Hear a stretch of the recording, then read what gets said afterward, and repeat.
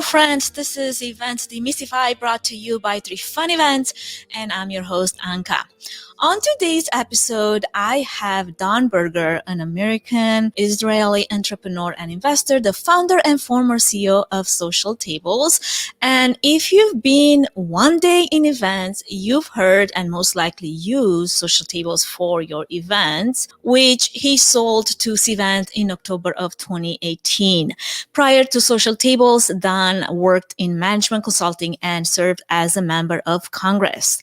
A little fun fact, segue over here. I've been an early adopter of Social Tables. I think it was probably 2013 because it truly did fill such a void as an easy to use cloud-based diagram building software, not just for, banquets and events, but even for AV, which is probably not what Dan had in mind when he first came up with the concept, but we'll talk about that later. For now, let me also say that I'm quite proud to not have mispronounced his first name when we first met, right when he moved to our area, which apparently a lot of people do. Anyway, anyone who knows Dan knows that he is an entrepreneur at heart. And so he's always working on some project, one being a book about operating companies and building communities that was scheduled to release in 2020. But I guess Corona and the move to Idaho kind of put a damper on that deadline. So we'll have to find out where he's at with that. He's also exploring a few entrepreneurial endeavors here locally. And one thing is for sure, in the, 6 short months that he's been here, he hasn't lost any time building and getting plugged into this community. He was wired to do from his very first clubhouse in a treehouse. Yes, Dan, I know about that. And he is driving innovation and making a difference in so many different ways. So how about I stop rambling on and instead I invite Dan in and let him talk about what he's up to and his current projects. Hey, Dan, welcome to the show. Where is Hello. Oh! I love doing stupid shit. It just makes me laugh. Makes most people want to very, very uncomfortable, but it makes me laugh. So that's what I love it. why I Well, do it. somehow, I don't know how I managed to convince you to be with me today. So I don't know, I guess. It's very easy. I'm unemployed. Was it cutting my eyelashes? Did that work or not really? I'm just unemployed. I have nothing to do. So I'm excited to do something. I'm actually so excited that you're here. And I guess the first question I'm going to start with right off the bat, because you don't have to do a lot of Google search on you, Dan. There's been a lot of articles that have been written about you, and you left such an incredible legacy behind, not only in what you built as Social Tables and the impact that you have made in the startup community in DC, but in the entire Social Tables team that you have put together. So because there's so many introductions about yourself, I want to ask you, if you were to do it, what would Dan Berger say about who he is and what he's up to these days? It's funny you asked that because I'm working through a process right now to find better words to describe what I do, because I often struggle in describing what I do. I think, if anything, the two words that come to mind are community organizer. And that is true in terms of my investment thesis, where I put my money. So my portfolio includes hotels, restaurants, a local coffee company, and so on.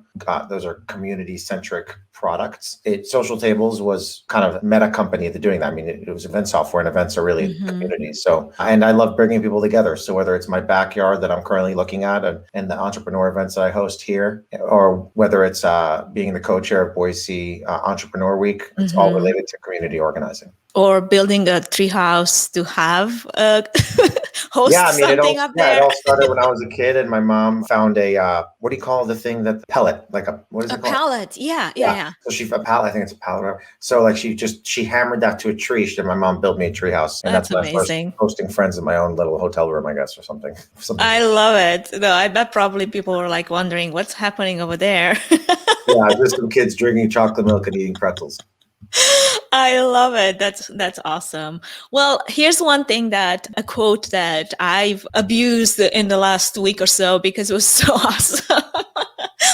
And it's yours. It says, you said something along the lines that if COVID hasn't changed you, you're doing COVID wrong. And honestly, I couldn't align more with that because it's been some super stressful times that we all navigated through. And some of us, maybe they still are navigating through. So at the same time, I feel like it has certainly presented itself as an opportunity as well as a way to reevaluate various aspects of different aspects of our own lives and parts of our lives and determine, are those parts still in line with what we really want and need? So I guess my question to you is, what are some of the things you felt like were the hardest to evaluate as you're looking back at your 2020? Yeah, I think the self-help industry was doing so well because it sells change to people. Change your eating habits, change your fitness habits, change your work patterns, whatever, become a better person. There's a reason why it's a multi-billion-dollar industry. But what I find interesting, and this is not my research by any means, I read it somewhere, but true change comes and happens at an energetic level. So in other words, you can't just say, I'm going to start the routine of getting to places on time or eating healthier without a deeper energetic change. And for me, that energetic change, which is kind of still happening, has been twofold. The first is I decided to change where I live, which is an energy change. I went from a hustling and bustling city, first New York City, then DC, and I was going to go back to New York, but I moved to Idaho. So I went from like an East Coast kind of big city to a Pacific Northwest small town, so to speak, at least in terms of what I was comparing it to. So that's my first energetic change. The second one was really working on just slowing my brain down. And that's been a combination of some new age shit like neurofeedback and meditation. So those two things put together are how COVID changed my 2020 and thus my life trajectory. And as you were mentioning, it's probably a change that is happening as we speak, right? Because nothing just happens overnight. It takes some time. It's a process, and nothing speaks more of that process than the process of growth and going through things, right? What I asked you, I remember we were getting coffee and I asked you something in person, and with social tables having been such a huge part of your life and your identity, I want to hear this answer again, just because I think it will really benefit our listeners. And the question is, how were you able to separate yourself from that identity once you made the decision to leave it all behind and build a new identity that's more defining of who you are now? Could you remind me what I said? No, it's a brand new That's answer. a great question. You have to tell me a brand new answer now that I can tell you. What I said. You actually said something smart. This is much better. It's probably more right than me answering. Right? Well, usually don't they say like the first thing that comes to your mind should be the right answer? Your spirit is usually talking when it's first. Exactly. So I think the first thing that you said was, well, it can't be my identity. It's not who I am. It's like, it wasn't part of my identity. It was what I was doing. That's not who I am. Right. In reference to what though? What was the reference? The reference was to, you were part of social tables for so long. So it's almost like, this is what I did for so long. So I identified with this for good number of my years. And now that I leave it behind, who am I? Like, who's Dan Berger now that there's none of that hustling and bustling? So a lot of people, when they sell their business, they say, oh my God, I sold my baby. I can't believe it. And I think that's certainly something I felt. But I think a lot of people who say that, they actually don't know what their values are and where they get joy and why they do what they do. For me, while yes, I miss being the leader of a 150 person small nation, social tables, and having a constituency of 6,000 customers worldwide, not to mention 30,000 users on a monthly basis. And I miss that. I know who I am to the point that I know why that brought me joy. That brought me joy because I was able to have an impact through the communities we brought to life, both at the office and at the people that use our software. So I'm still getting a lot of that fulfillment through the things that I do post social tables. Mm-hmm. So I enjoy running a company because I brought people together at the office and we helped people create better events. And I do that now through bringing, the entrepreneur community together, or bringing entrepreneurs together here, or investing in businesses that I believe are going to have an impact. So I'm doing really the same thing I did social tables, but in different ways. But that being said, it takes time a lot of people don't do the work, I think, right? Yeah. To really understand what it is that brought them the most joy so that they can continue doing that in different ways once they sell their business or once they move on from their identifying job. So your mission never changed. You're still on the same mission. It's just the maybe avenue through which you accomplished that change, and now it just took a different shape and form. That's exactly right. Yeah, I love that, because I feel like a lot of people do, especially 2020, what it meant for a lot of people losing whatever their jobs, their businesses, a lot of the things that they invested themselves into wholeheartedly, right? And you can't blame people for doing that. Actually, if you've got something that you want to do, you better do it with the whole passion. But then when they lost that, they felt like a part of them, a part of their identity was lost with it. So grieving through that process, it has been a really hard journey. And if there's like, I don't know, any tips that you want to give to someone that maybe still going through that process, what would you say? Like, what would be something that's super helpful to navigate or something like that? I think, so for me, the most probably impactful exercise was, so Simon Sinek, who wrote the book, Find Your Why, it's really geared towards companies. His elevator pitch is people don't buy what you do, they buy why you do it. So figure out why you do it. A lot of people say what they do, they don't say why they do it. And then that was pretty successful. And then he's like, well, I'm going to write this thing for individuals. And then I did, the book was Start With Why. And then he wrote Find Your Why for individuals. And then he's just got like pretty much like a framework for how to do that for an individual. And I found, it's basically like tracing the things that have brought you joy throughout your life. And what I found is that bringing people together and for helping them find a sense of belonging through community is something that I really enjoyed. And that helped me figure out my own why statement. And that's been pretty enlightening. Yeah. So Reggie, the Cvent CEO and founder, said about you that you left an incredible legacy behind in this community that you built, and not just in social tables, but also in the startup community in DC and the team that you put together. And you obviously live that, and you have been a huge believer of this concept of building community.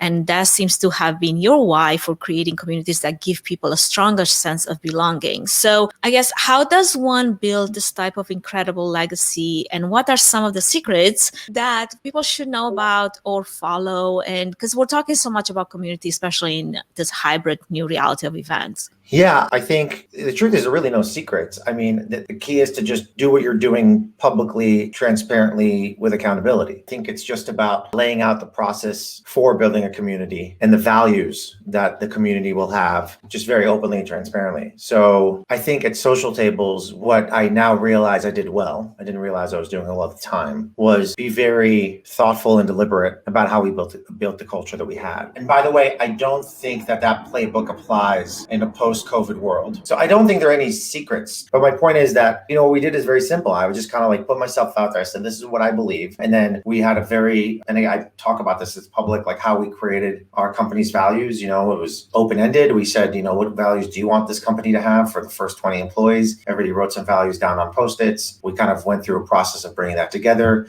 We then put a process in to like revisit those values every 18 months. And then we had ways of testing for culture fit during interviews and so on and so forth. So it was just about very deliberate community building practices that ended up serving us quite well. I'm not sure that that's what people want now post-pandemic in a workplace. I think they just want a place where they work, make money, and then leave. But that's what worked for us. I think generally speaking, communities, the word is thrown around a lot. And people use it to describe Eastern Europeans in the diaspora, or like world Jewish population, or like the North End, which is where I live, like the North End neighborhood. Those are not communities. Those are associations and affiliations. Communities have to have more than one qualifier in order for them to actually have a common thread for their members. So for example, it might be Eastern Europeans in the diaspora in Boise, or it might be that happen to love sarmale, which is like a very Eastern European food. Perfect. Yeah. If you don't like Somalia, you're probably not cool. And whatever. Yeah. So, or it might be like, it's not just like LGBTQ, it's LGBTQ, maybe just queer folks who happen to mountain bike in Boise, whatever. It has to be specific because that allows for a connection that goes deeper than superficial ones. So I think at social tables, it was, as I think about it, it was probably like, it was people who love technology that brings people together that live in DC. That's probably like kind of the phrase. And I'm just thinking about it for the first time. But it wasn't just anybody, because if it was anybody, you wouldn't have. What do they say? Like the secret ingredient to like a good meal is love. Like it's the same thing. It's like the secret ingredient to like great software is love, and like love for what you're doing. I guess what I was trying to get to is so for the social table community that you build. I mean, we love communities at work. Could you say that all those people that were there were also friends off the clock, or were there? They're serving a purpose goal to move this vision forward, but then when they're on their own, they're like, okay, well, I'm not really that good friends with Don to hang out for beers later. Well, I certainly tried to not. Initially I hung out with a lot of employees, and then I tried to stop doing that. I don't think was a good practice per se. So yes, I would say that one metric, so to speak, of whether or not, this is actually published research by Gallup. They say that retention is closely linked to whether somebody has a best friend at work. And actually, there's the flip side of that, which is where people have a clique at work, and that becomes alienating to a lot of their coworkers. And we actually had to fire 5 employees who had a clique that damaged our company because of that, whatever chemistry they had. They were they disparaged over 50 employees through our chat on Slack. That's not good. They colluded to sabotage some of our internal and external surveys. So they were definitely on a mission to cause some trouble. Yeah, it was like a Mean Girls crew. And actually, there's a Harvard Business School case study on us. It's called Fresh to Table. Instead of social tables, they call it Fresh to Table. Yeah, interesting. The CEO is like Jason Hamburger or something like that. It's kind of close to my name, but not really. So. So anyway, there's a downside to, that's my point. There's risk. When you bring people who are so close together, they start talking shit about their coworkers. That's the downside. But I would say a good barometer to whether you're doing is whether people are hanging out outside of work. Yeah, for sure. And oftentimes it can feel, a lot of companies try to do this by like putting together these groups inside the company. And oftentimes it can feel artificial and inauthentic. Yeah, absolutely. No, I've seen that over the years, marketplace or even contracting with different teams and different companies. And when you feel like the outsider, you feel like the outsider. Yeah, that's right. Yeah, and that there's some clicky happening. And that's true of many other places, not just the workplace, but it could be anywhere else, like communities of like friends, churches, workplace, whatever, like call it, whatever you want to call it. You can feel that. And it's never healthy. It's always like has a little bit of that, like, oh, something is rotten here. It's not good. And you have to stay away from it. Exactly. And it can also ruin, diversity and inclusion initiatives when you're trying to find. So anyway, but that being said, like, look, people want to be with people whose companies they enjoy. And that can be because it's intellectually stimulating. It can be because they have a laugh with them. It can be because they learn from them or they teach them. There's many reasons why people want to work with one another, and it's important to have the balance. Absolutely. Before we move any further, I wanted to give a quick shout out to our main sponsor, Trifan Events, which is a boutique event planning and production agency that will come alongside you, offering personalized event planning and technical support, strategic event design, production and technology management, and flawless execution for live, virtual, and hybrid events. The team at Trifan Events is passionate about planning and producing event experiences that get people involved with true moments of interaction, engagement, and co-creation, while offering white glove treatment throughout the entire planning process, enabling you to reach your event goals with the use of creativity, production tools, and event technology. To find out how Trifan Events can plan and produce your event become memorable, go to trifanevents.com.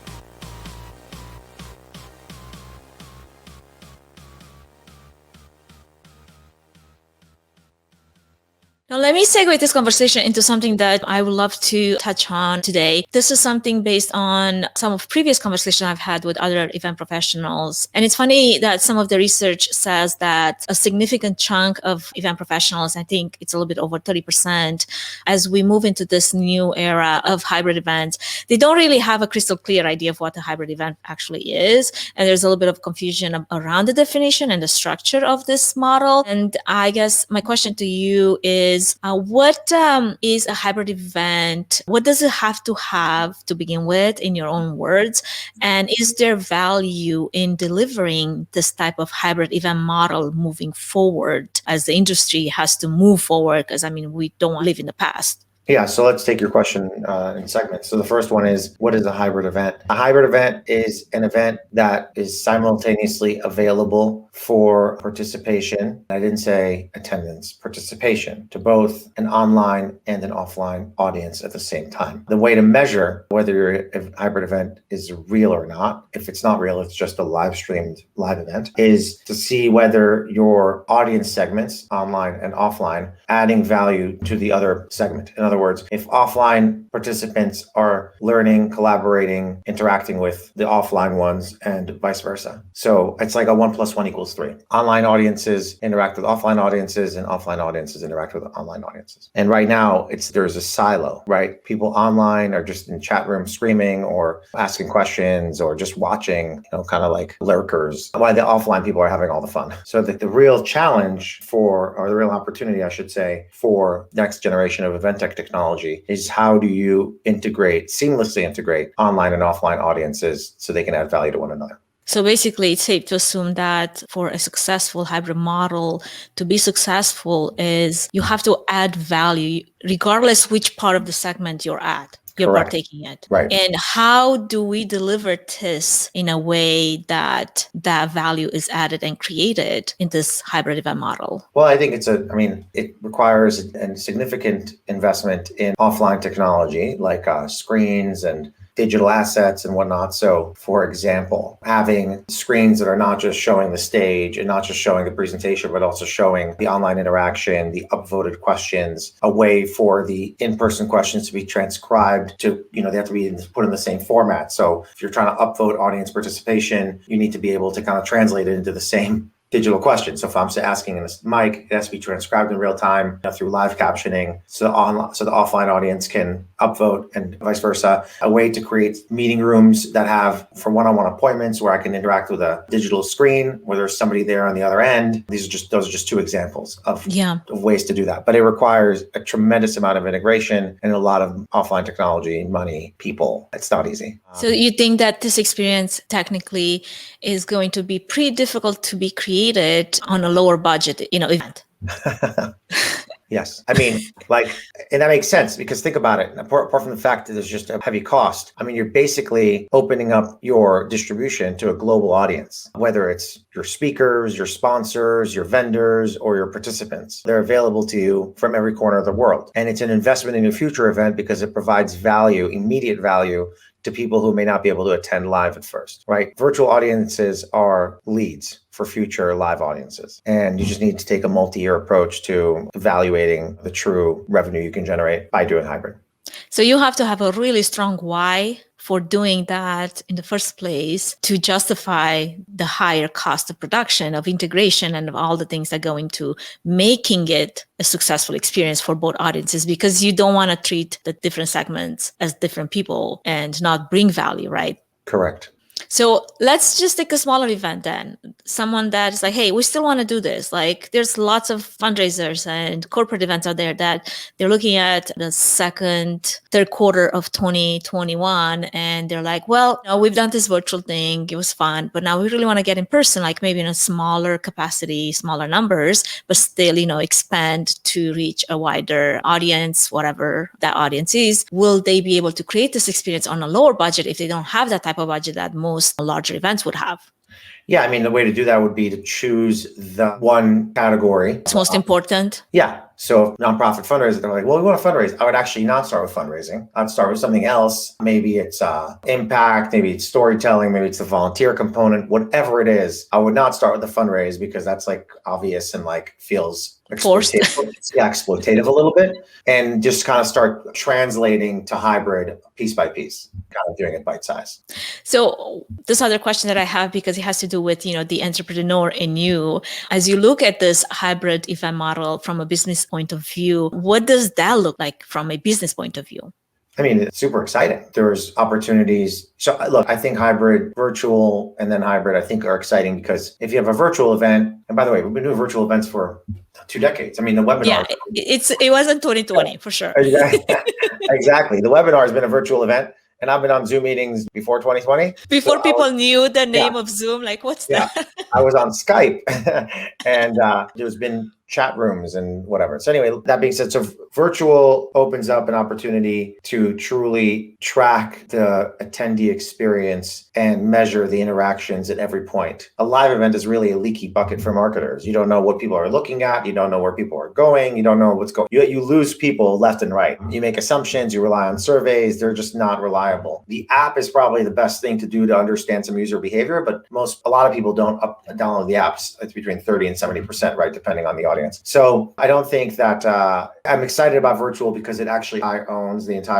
data story and the audience journey and the user experience, so to speak. But a hybrid event opens up the door to actually monetizing in new ways. And I think that you can reach smaller sponsors who can't afford the expenses of a live event. So there's definitely more room at the kind of mid-market and maybe SMB portion of your industry. But it also just adds more units for sale from a sponsor perspective, right? The amounts of units for sale for monetization are limited. You can make donation-based attendance a thing, so different people can join for different price points. Just so many opportunities. And again, a lot of people tend to just go crazy with all these offering different SKUs and products and ways to monetize. Just experiment and find the things that are most authentic to your event. Yeah.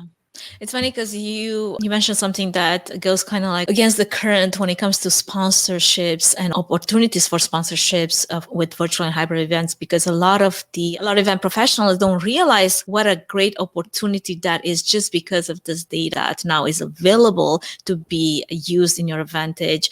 And the main complaint is, well, we don't have enough to offer our sponsors with the virtual or hybrid event, where it couldn't be far away from the truth. How many opportunities are there if you just look in the right place and you open up your mind a little bit to explore what those opportunities might look like? Might be different outside of the box than what you're used to, right? That's exactly right. Yeah. Well, then how about stuff that you're working on right now? The book that I mentioned, where's that? When is that coming out? Tell us all about it. So I got the book. I mean, it's here. The book's right here.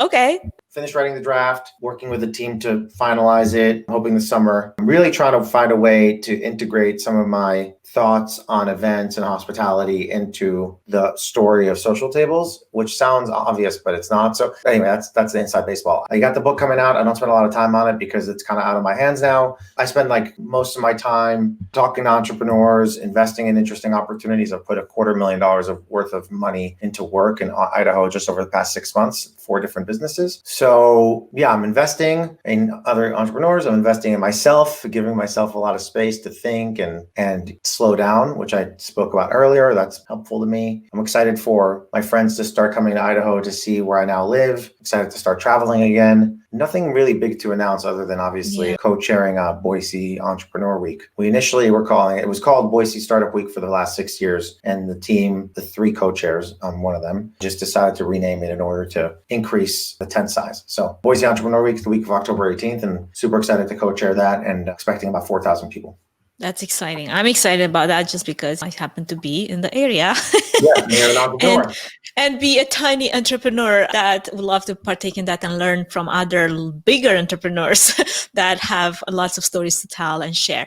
Okay, Dan, just so you know, I was just going to say that unlike other years or unlike other conferences, which are really based off of kind of talk at workshops and education sessions, this is a very different conference. We're actually moving to a much more community model where it's going to be around just getting people together and providing opportunities for people to meet authentic and natural ways. So for example, instead of going to a classroom to learn how to fundraise, it might be like a trail walk where you get paired with different investors. Instead of another keynote, we're gonna have quick keynotes every night, but instead of some talk about how to do marketing for direct to consumer, it might be like marketers' gym hours where you can go to the gym and work out with other people who are doing the same thing. So it's going to be a community model event as opposed to an education model event, although we'll still have plenty of education. That's awesome. I'm actually interested and curious how that's going to be implemented, practically, because it's exciting. Great idea. Great question. Don't know yet. I love it. We're working with Synergy Events and their wonderful team and excited to bring that to life with them. That's awesome. Well, Dan, where can people find you and what you're up to? You're hiding. don't want to tell anybody. But really, besides your website, like where can you not find me? I'm pretty much everywhere. I know, right? So it's like borderline obnoxious. The best place to find what I'm thinking is Twitter, and the best place to find what I'm doing is Instagram. So okay. And then if you really want to go and check out his blogs, the website is down at the bottom. To check it out. Actually, I did check it out, and there's some really good blogs there. So thank you so much. Yeah, absolutely. Well, thank you so much for this time together. It was great that we managed to do it, and we didn't have too many distractions. I mean, we did try to contain it, but it was fun. Thank you. And I look forward to seeing you around town. Definitely. Thank you, Anca. This was a ton of fun. All right, everyone, this was great. And I am excited that I got to talk to Dan about his many projects and how he's moving in our corner, a little tiny corner of Treasure Valley. And this is it really for today's episode. Thank you so much for listening to the very end. If you found today's information helpful, please take a moment to subscribe to this podcast on your favorite listening platform and stay up to date with all of our future podcast episodes. Feel free to screenshot the podcast, share it on social media, and tag us, Cvent Demystify Podcast. Oh, and by the way, this is our new Instagram handle, Cvent Demystify Podcast. I would so appreciate if you showed up and show us some love by following our brand new account and spread the word to get the podcast in front of more listeners like you. I really enjoy and welcome your feedback as well. So keep that coming either via direct messaging on Instagram and Facebook or via email at podcast@trifunevents.com. Have a fabulous rest of your day. Until next time.